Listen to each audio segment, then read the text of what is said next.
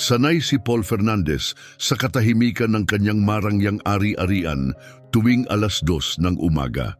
Ang kanyang mundo ay maingat na inayos, bawat detalye ay bumabagsak sa tamang lugar ayon sa kanyang kagustuhan. Dapat ay tahimik ang bahay, hindi nagagalaw, ngunit ngayong gabi may kakaibang pakiramdam. Isang mahinang ilaw ang kumikislap mula sa kusina, kasabay ng isang banayad, paulit-ulit na tunog na umabot sa kanyang pandinig, ang mahinang gasgas ng lapis sa papel. Kumunot ang kanyang noo, sino ang maaaring gising sa ganitong oras? Habang papalapit siya sa pinagmulan ng tunog, bigla siyang huminto. Doon, sa hapagkainan ng kusina, nakaupo ang kanyang kasambahay, si Paula. Nakayuko ito sa isang makapal na libro, nakatungo ang ulo, at mabilis na lumilipad ang mga mata sa bawat pahina. Gumagalaw ang kanyang mga labi nang hindi nagpapalabas ng tunog, tila inuulit ang mga salita sa sarili. Hindi siya naglilinis. Hindi siya nagpapahinga, siya ay nag-aaral. Nang lumipat ang tingin ni Paul sa pamagat ng libro, may kung anong humigpit sa loob niya. Hindi ito isang cookbook. Hindi ito isang gabay sa gawaing bahay. Isa itong aklat sa medisina. Pumalakpak ang kahoy na sahig sa bawat hakbang ni Paul. Binasag ang katahimikan. Napabalikwas si Paola, nanlaki ang mga mata sa gulat. Agad niyang isinara ang libro at dali-daling tinipon ang kanyang mga papel, tila may tinatago. Ano ang ginagawa mo? Matigas ngunit kalmado ang boses ni Paul. Nanginginig ang mga kamay ni Paula habang mahigpit na hawak ang libro sa kanyang dibdib. Ako po ay... Nauutal niyang sagot. Lumapit pa si Paul, ang matalim niyang tingin ay bumagsak sa pamagat ng librong pilit na tinatakpan ni Paula. Fundamentals of Human Anatomy. Itinaas niya ang isang kilay. Binabasa mo ito ng 2:00 ng umaga? Mabilis na lumunok si Paula. Opo, sir. Nababalot sila ng bigat ng katahimikan. Ang malawak na kusina na may makikinis na marmol na countertop at mga makabagong gamit ay biglang naging masikip, halos nakakasakal. Nakatiklop ang mga braso ni Paul sa kanyang dibdib. Bakit? Huminga ng mababaw si Paula, mas mahigpit pang niyakap ang libro. Saglit siyang nag-atubili bago bumulong, dahil gusto kong maging doktor. Napakurap si Paul, hindi inaasahan ang sagot. Isang doktor ang kanyang kasambahay, halos katawa-tawa ang ideya. Mabagal at tiyak ang kanyang sagot. Paula, nililinis mo ang bahay ko, inihahanda ang pagkain ko, nilalabhan ang mga damit ko. At ngayon sinasabi mong ikaw ay... Ipinakita niya ang librong hawak ni Paula. Nag-aaral upang maging doktor?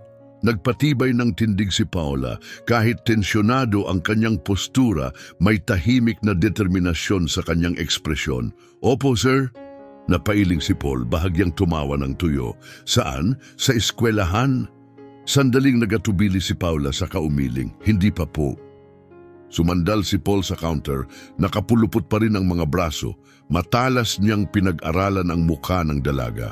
Ibig mong sabihin, nagtatrabaho ka ng buong araw bilang kasambahay ko at sa natitirang oras mo, pinag-aaralan mo ang medisina.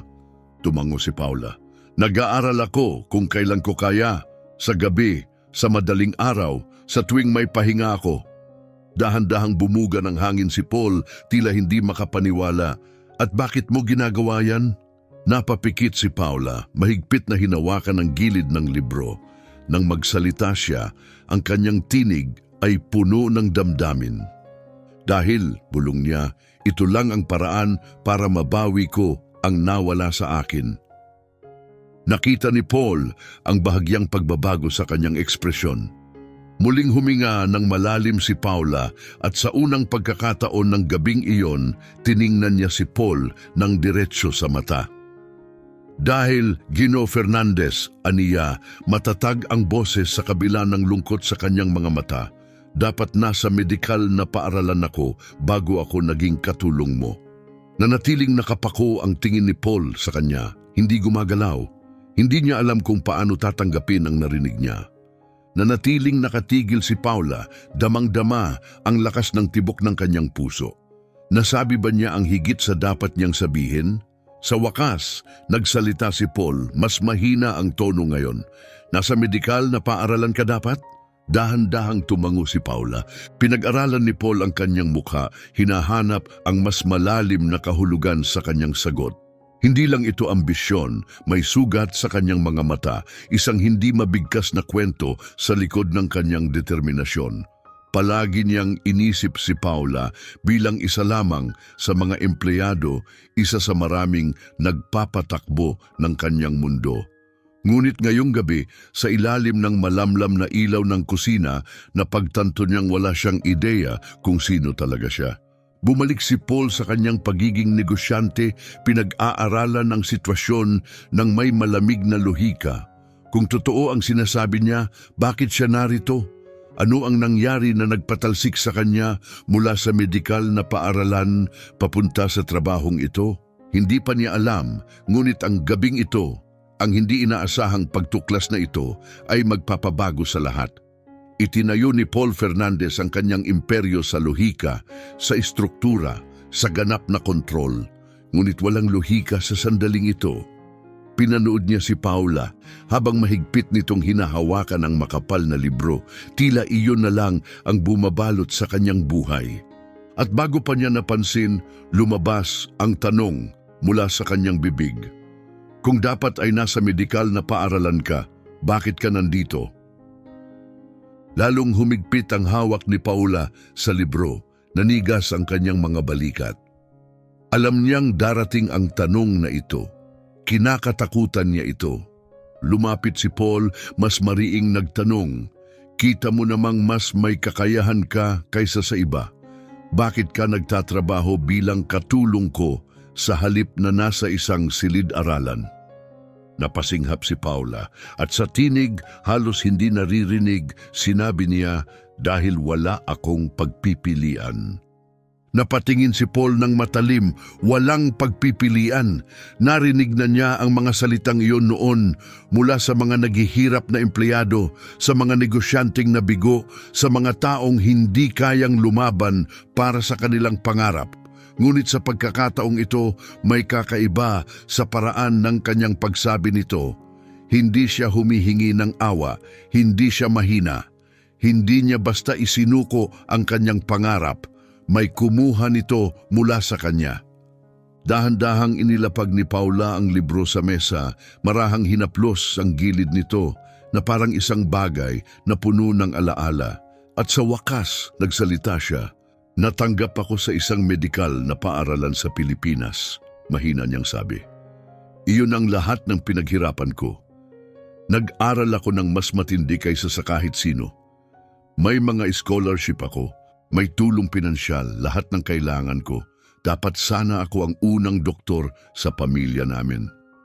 Sumandal si Paul sa counter, nakapulupot ang kanyang mga braso, tahimik na nakikinig. Huminga ng malalim si Paula bago nagsalita. Pagkatapos, inatake sa puso ang ama ko. Sumunod ang katahimikan, bahagyang gumalaw ang mga daliri ni Paul. Hindi niya iyon inaasahan. Nanatiling kalmado ang tinig ni Paula, ngunit may bahagyang kinang sa kanyang mga mata. Isang bakas ng damdaming pilit niyang itinatago. Wala kaming ipon, walang health insurance, tuloy-tuloy ang pagtaas ng bayarin sa ospital. Ang nanay ko at ang mga nakababata kong kapatid, nahirapan na ngang maglagay ng pagkain sa mesa. Paano pa ang pambayad sa gamutan niya? Ibinaba niya ang tingin sa kanyang mga kamay na sa halip na humawak ng mga surgical tool ay nagdaan sa mga taon ng pagsasabon ng sahig at paghuhugas ng pinggan.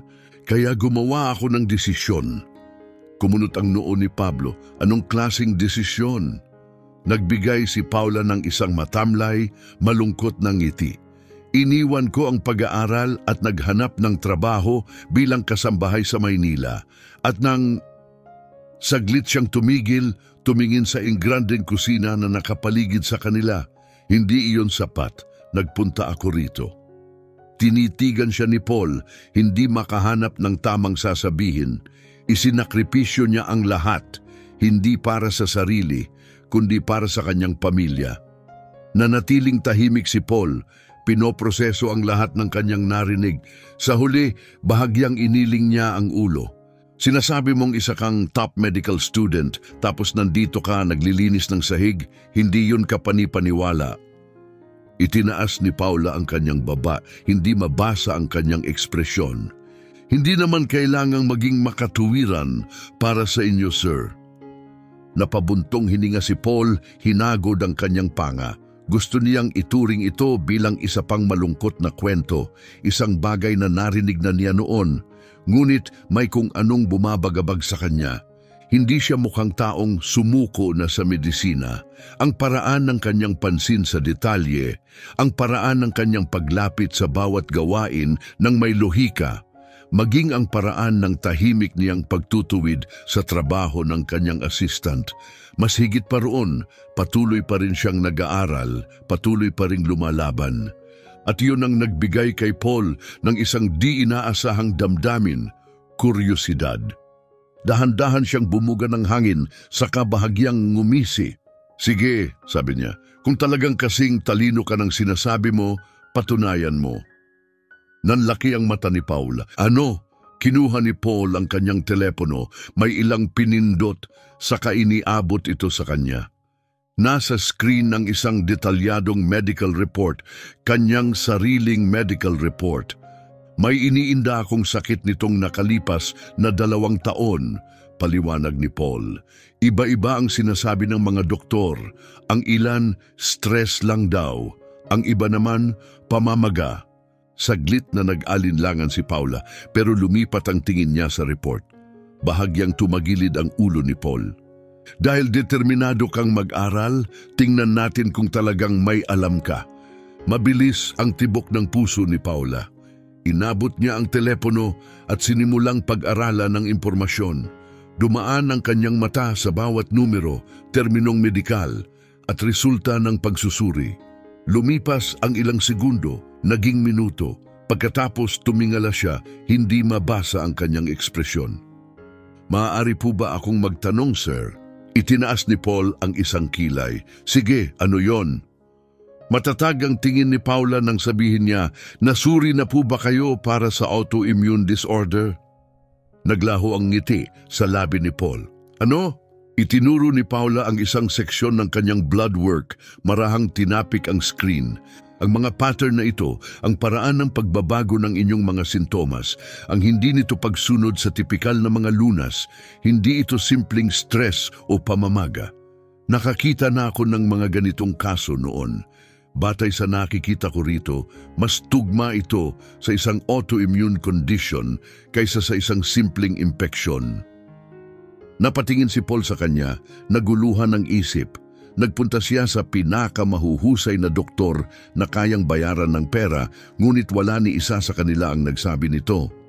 At ngayon, sa loob ng wala pang 5 minuto, nakita ito ng kanyang kasambahay. Isang bagay na hindi man lang napansin ng mga eksperto, isang malamig na pakiramdam ang dumaloy sa kanya. Dahan-dahan siyang bumuga ng hangin, inabot muli ang kanyang telepono. Matagal niya lang siyang tinitigan at sa unang pagkakataon mula nang makilala niya si Paula, hindi lang niya ito nakita bilang kasambahay. Nakita niya ang isang bagay na pambihira. Bahagyang yumuko si Paul, mas mahina ang boses nang muli siyang magsalita. Sayang ang talento mo rito. Ibinaba ni Paula ang tingin, wala akong pagpipilian. Muling pinag-aralan ni Paul ang kanyang mukha pagkatapos nang hindi niya lubos na nauunawaan kung bakit. Gumawa siya ng desisyon, isang desisyong magbabago sa buhay nilang dalawa magpakailanman. Si Paul Fernandez ay hindi taong nag-aalinlangan. Ang buong buhay niya ay itinayo sa aksyon, sa paggawa ng mga desisyon ng mabilis at walang pagdadalawang isip. At sa sandaling iyon, alam niyang eksakto kung ano ang dapat niyang gawin. Matagal nang nakabalik si Paula sa kanyang kwarto, ngunit nanatili si Paul sa kanyang opisina. Paulit-ulit na pinaglalaruan sa kanyang isip ang kanilang pag-uusap. Hindi maikakaila ang talino ni Paula, ngunit hindi lang iyon ang dahilan. Ang kanyang kwento, ang mga sakripisyong ginawa niya ay hindi mawaglit sa isipan ni Paul. Hindi siya ang tipo ng taong nadadala ng damdamin, ngunit may kung anong bahagi ng kanyang sinabi ang tumagos ng malalim sa kanya. Di mapakali, kinuha niya ang kanyang telepono at nagsimulang maghanap. Medical dropout Philippines family tragedy. Wala. Sinubukan niyang muli. Filipino medical student forced to work abroad. Wala pa rin. Napasandal siya sa kanyang upuan, pinisil ang kanyang sentido. Bakit niya ito ginagawa? Wala siyang dahilan upang pagdudahan si Paula, ngunit may kung anong nagtutulak sa kanya upang kumpirmahin ang lahat. Pagkalipas ng ilang saglit, nag-type siya ng isa pang query, Paola Cruz, medical student. Sa pagkakataong ito may lumabas na resulta, isang lumang artikulo, halos nakalimutan na sa ilalim ng mga lumang headline. Nang makita niya ang pamagat, dumaloy ang isang malamig na pakiramdam sa kanyang katawan.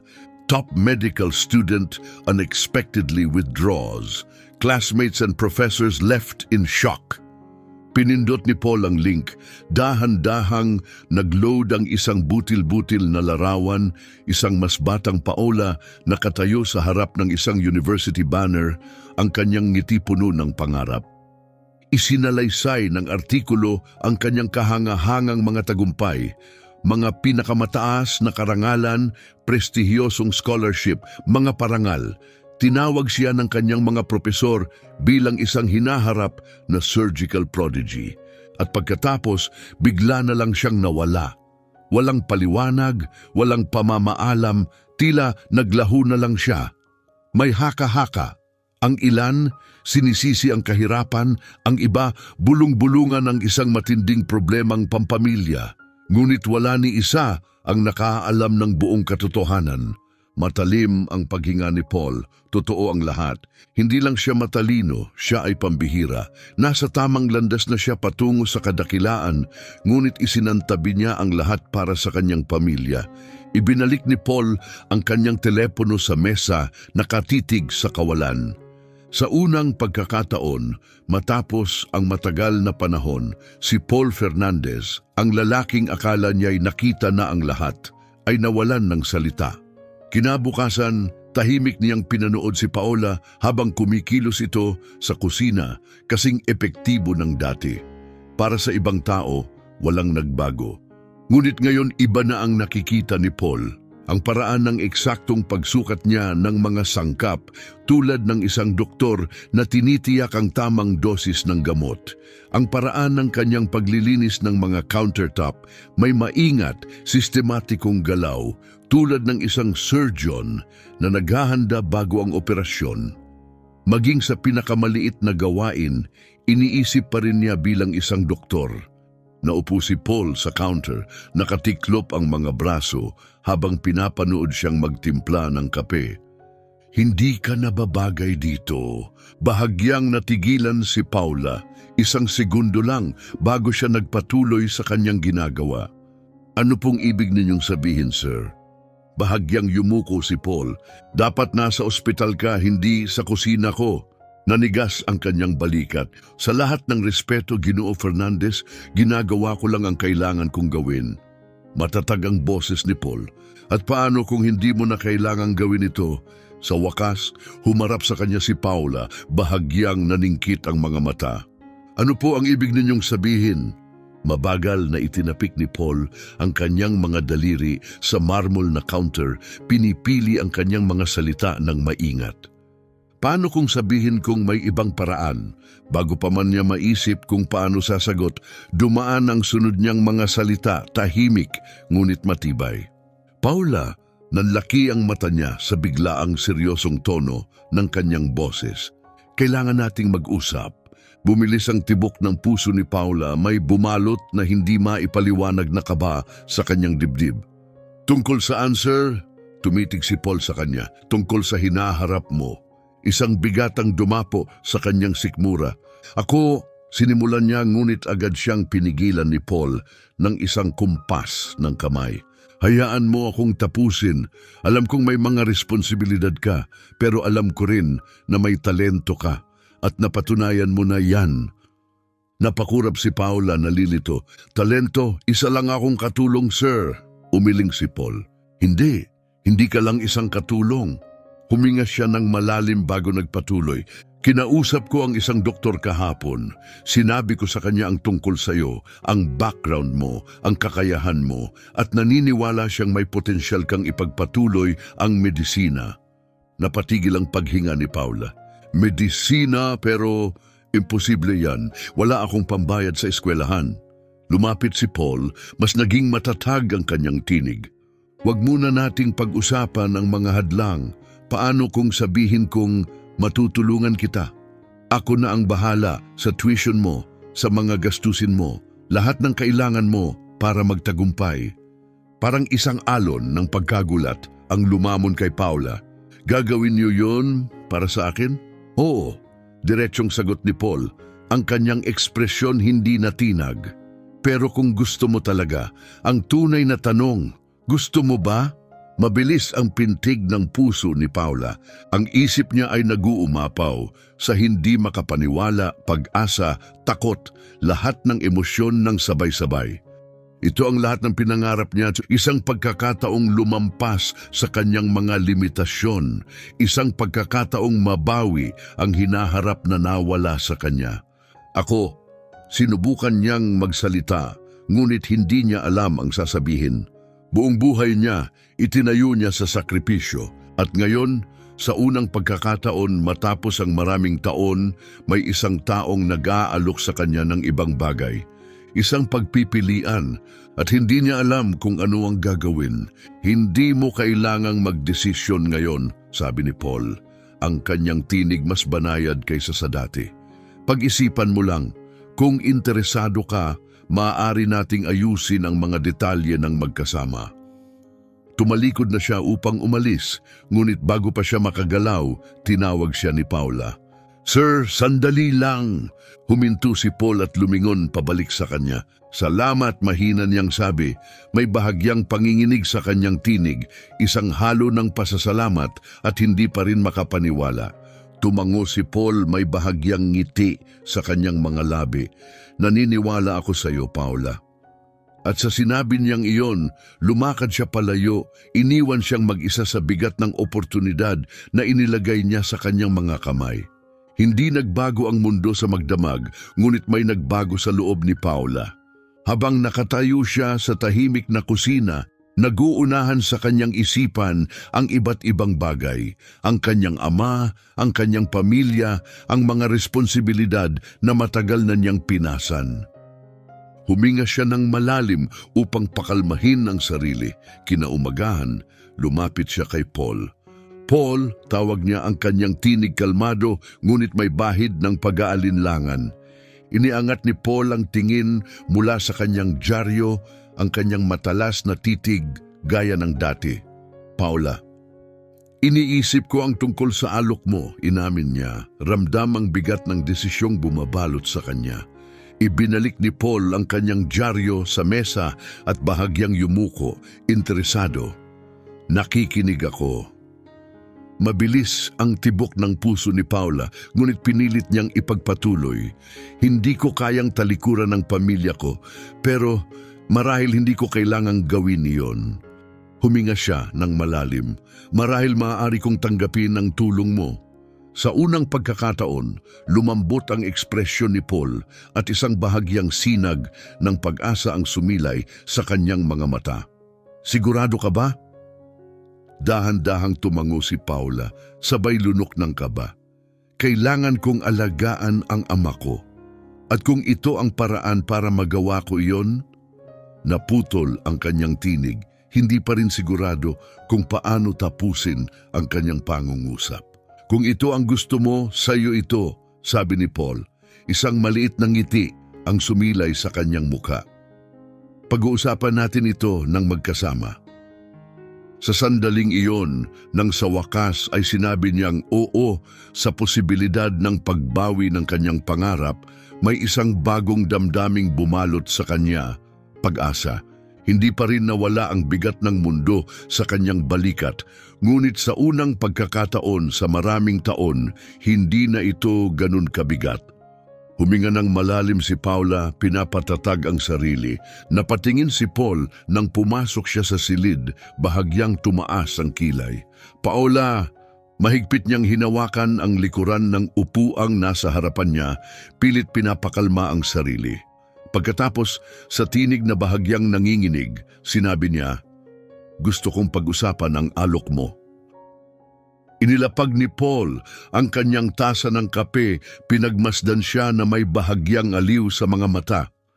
Sa wakas, hindi kailanman siya kinabahan ng ganito, hindi noong unang beses niyang dumating sa Amerika, hindi noong tinanggap niya ang trabahong ito, hindi kahit noong ginawa niya ang masakit na desisyong iwanan ang medikal na paaralan. Ngunit ngayon, habang nakaupo sa harapan ni Paul Fernandez, hinihintay ang kanyang sagot. Pakiramdam niya ay maaaring pumutok ang kanyang puso. Sumandal si Paul sa kanyang upuan, tinitingnan siya na parang isang kawili-wiling negosyong pinag-iisipan niyang pasukin. "Handa ka na bang pag-isipan muli?" Nilunok ni Paula ang kaba. "Oo." Isa sa mga kilay ni Paul ang tumaas. At ano ang nagbago? Lahat. Ang kalagayan ng kanyang ama, ang bigat ng responsibilidad na tila walang katapusan, ang katotohanang gaano man siya magsumikap para lang siyang nagpapaliban ng hindi maiiwasan. Ngunit higit sa lahat, siya mismo ang nagbago. "Ako lang," saglit siyang nag-atubili, ngunit pinilit niyang sabihin ito. "Ayokong gugulin ang natitirang buhay ko sa pag-iisip kung ano ang maaaring nangyari." Naglaho ang bahagyang ngiti ni Paul at ang titig niya ay hindi mabasa. "Yan ang pinakamatalinong bagay na sinabi mo mula nang makilala kita." Dahan-dahang bumuga ng hangin si Paula. "Kaya nananatili pa ba ang alok?" Pinaglaruan ni Paul ang kanyang mga daliri sa ibabaw ng mesa, tila iniisip ito. Pagkatapos kaswal niyang sinabi, "Siyempre, hindi ko naman ito iaalok kung hindi ko siniseryoso." Nanlaki ang mga mata ni Paula. Ganun lang, walang alinlangan, walang kondisyon, dapat ay nakaramdam siya ng ginhawa, ngunit may kung anong bahagi ng kanya ang nag-aalangan. "Ano ang kapalit?" tanong niya dahan-dahan. Tumawa si Paul, tila natuwa. "Matalino ka, gusto ko yan." Uminom siya ng kape bago sumagot. "Ang kapalit, Paula, ay kung mamumuhunan ako sa'yo, kung gagamitin ko ang pera at oras ko para sa edukasyon mo, hindi ka lang basta aasa na magtatagumpay ka. Kailangan mong ipangako na gagawin mo ang lahat upang magtagumpay." Mahigpit niyang isinara ang kanyang mga kamao sa kanyang kandungan. "Pangako ko." Bahagyang yumuko si Paul, ang kanyang tinig mas matatag. "Mabuti, dahil hindi ako nag-aaksaya ng oras sa mga taong sumusuko kapag nahirapan na." Tumama ng malalim ang kanyang sinabi. Alam niya ang ibig sabihin ni Paul, ang kanyang pag-drop out, ang kanyang pagtakbo palayo. At sa unang pagkakataon, naramdaman niya ang bigat ng sariling pagkadismaya. Hindi dahil sa kanya, kundi dahil sa sarili niya mismo. Pinatibay niya ang kanyang postura, itinaas ang kanyang ulo. "Hindi ako susuko." Matalim siyang pinagmasdan ni Paul, hinahanap ang alinlangan, ngunit nang wala siyang makita, dahan-dahan siyang tumango. "Kung ganon, magsisimula tayo agad." Nanlaki ang mata ni Paula. "Hintay, ang ibig mong sabihin, ngayon na?"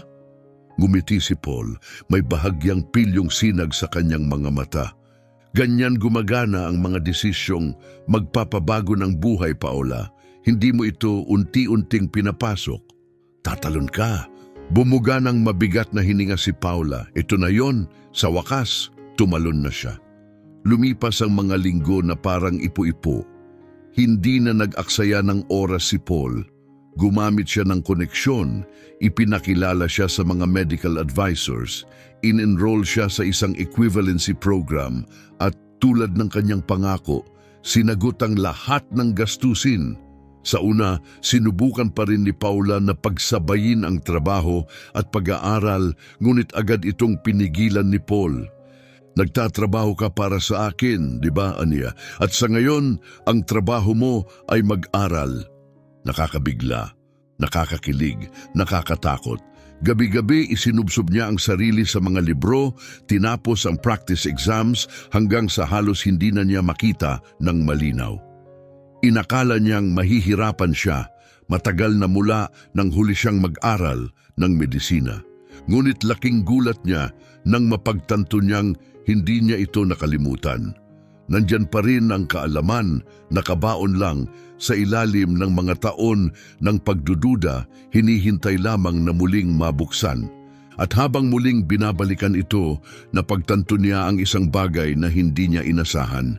Hindi lang niya ito ginagawa para sa kanyang pamilya, ginagawa niya rin ito para sa sarili niya. Pagkatapos isang gabi, nagbago ang lahat. May eksklusibong pagtitipon si Paul sa kanyang mansyon na puno ang mga bulwagan ng mga makapangyarihang executives, kilalang mga doktor at mga negosyanteng mayayaman. Lahat ay nagsasalo-salo sa mamahaling alak at magagandang usapan. Walang laman, ngunit puno ng kapangyarihan. Plano ni Paula na manatili lang sa likod, ngunit hindi pumayag si Paul.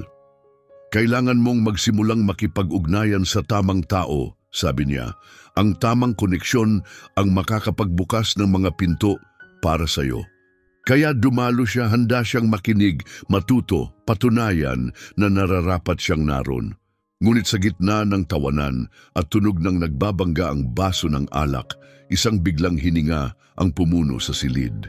Isang lalaking nasa 60 taong gulang ang biglang napayuko, mahigpit na hinahawakan ang kanyang dibdib. Napangiwi ito sa matinding sakit, hinahabol ang hininga, biglang natahimik ang buong silid. May sumigaw, nagkalat ang takot sa lahat ng direksyon. Ngunit bago pa man may makakilos, bago pa man matawagan ang mga paramedics, gumalaw na si Paula. Hindi siya nag-alinlangan, hindi siya nag-isip. Kumilos siya, dumaan siya sa mga natutulalang bisita, lumuhod sa tabi ng lalaki. "Sir, naririnig mo ba ako?" Matatag ang kanyang tinig, walang bahid ng kaba. Chinek niya ang pulso nito, mahina at hindi pantay. Malamig ang balat nito, putlang-putla. Hinahabol ang hininga, inatake sa puso, wala ng oras. "Tumawag kayo ng 9 na isa-isa," utos niya.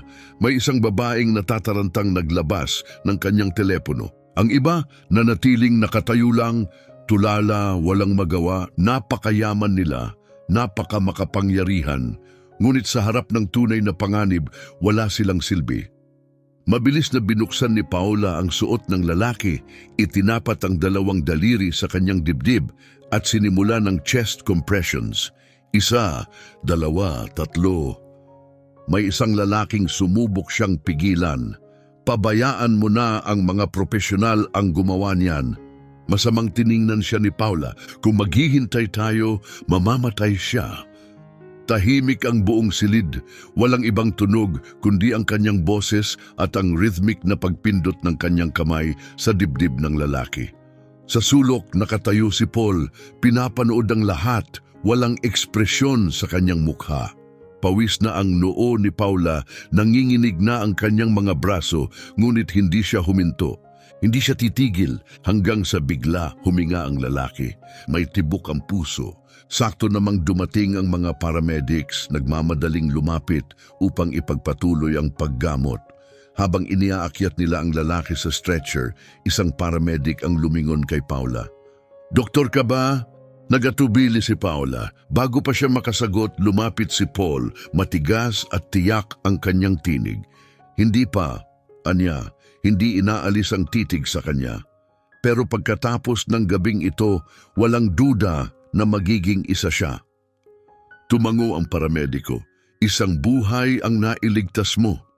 Parang tinamaan ng kidlat si Paula, nagliligtas siya ng buhay. Sa unang pagkakataon sa maraming taon, hindi lang siya nag-aaral ng medisina, siya ang medisina.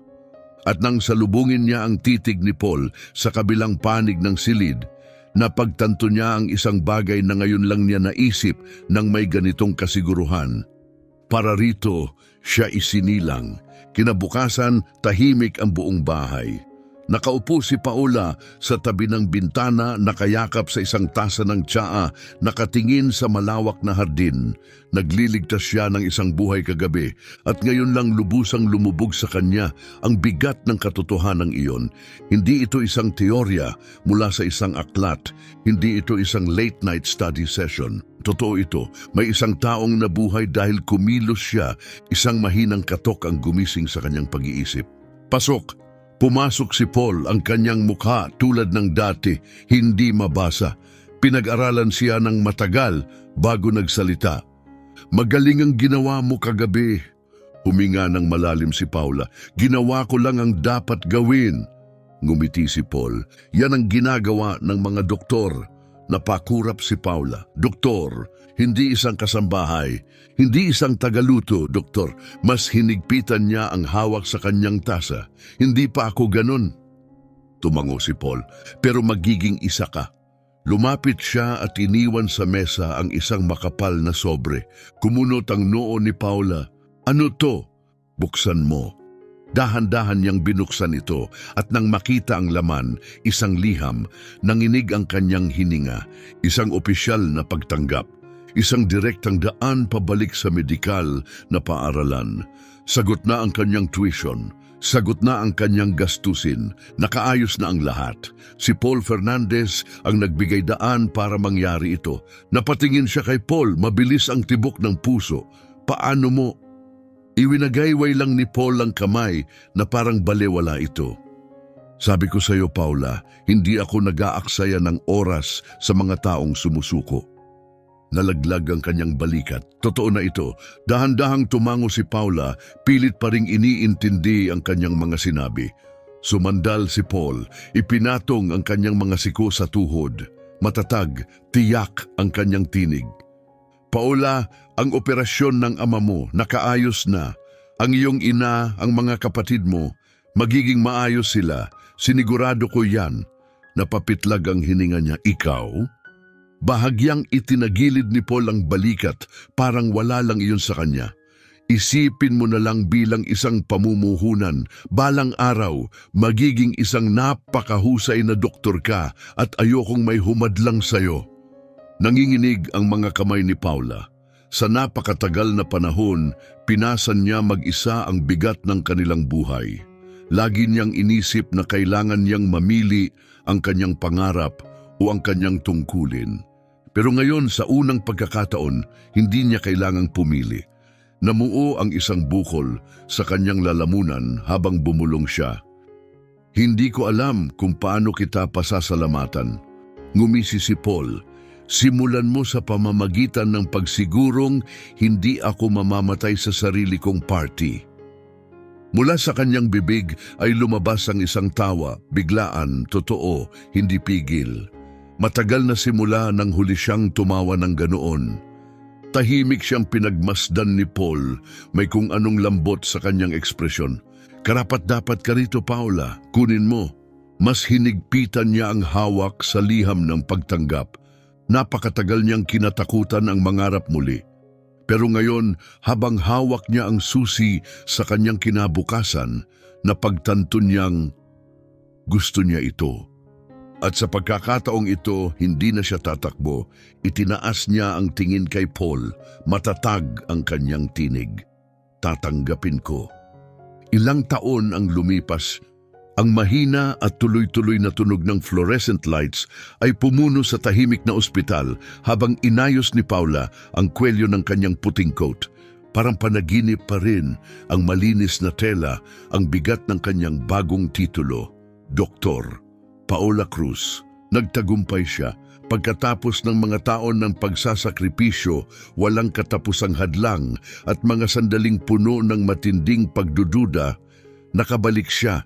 Isang mahinang katok sa kanyang opisina ang nagpatigil sa kanyang mga iniisip. Lumingon siya. Pumasok si Paul Fernandez. Halos walang ipinagbago maliban sa bahagyang pag-abo ng kanyang buhok sa gilid. Nagpupuyat ka pa rin, doktora? Tukso nito. Ngumiti si Paula. Mahihirap talagang baguhin ang nakasanayan. Iniabot ni Paul ang isang file. Ang una mong opisyal na pasyente ay naghihintay. Siguraduhin mong hindi mo sila papatayin sa unang araw mo. Umiling siya, pinipigilan ng tawa. Walang pressure, ha? Ngunit ang pangaasar ni Paul ay agad na napalitan ng isang mas seryosong ekspresyon. Ipinagmamalaki kita, Paula. Napalunok siya. Siya ang nakakita ng isang bagay sa kanya, isang bagay na matagal na niyang kinalimutan tungkol sa sarili niya. Siya ang nagbigay sa kanya ng pagkakataon noong wala ng ibang naniwala. At ngayon, nakaharap siya kay Paul sa sarili niyang opisina. Nakaburda sa kanyang coat ang kanyang pangalan. At sa wakas, nakita niya rin ito sa sarili niya. Nabawi niya ang kanyang pangarap. At ito pa lang ang simula. May kakaibang paraan ng buhay upang ibalik tayo sa kung saan talaga tayo nararapat. Para kay Paula, inabot siya ng mga taon ng sakripisyo, isang di inaasahang oportunidad at ang paniniwala ng isang taong tumangging hayaang masayang ang kanyang talento. Ngunit sa huli, kailangan niyang gawin ang desisyon at dahil pinili niyang lumaban, narito siya ngayon eksakto kung saan siya dapat naroroon. Ikaw, may pangarap ka rin bang kailangang ipagpaliban? O baka may oras pa upang habulin itong muli? Ibahagi ang iyong kwento sa mga komento sa ibaba. At kung nagbigay inspirasyon sa iyo ang kwentong ito, huwag kalimutang i-like, mag-subscribe at i-hit ang notification bell para sa mas marami pang makapangyarihang kwento mula sa Unseen Savant. Hanggang sa muli.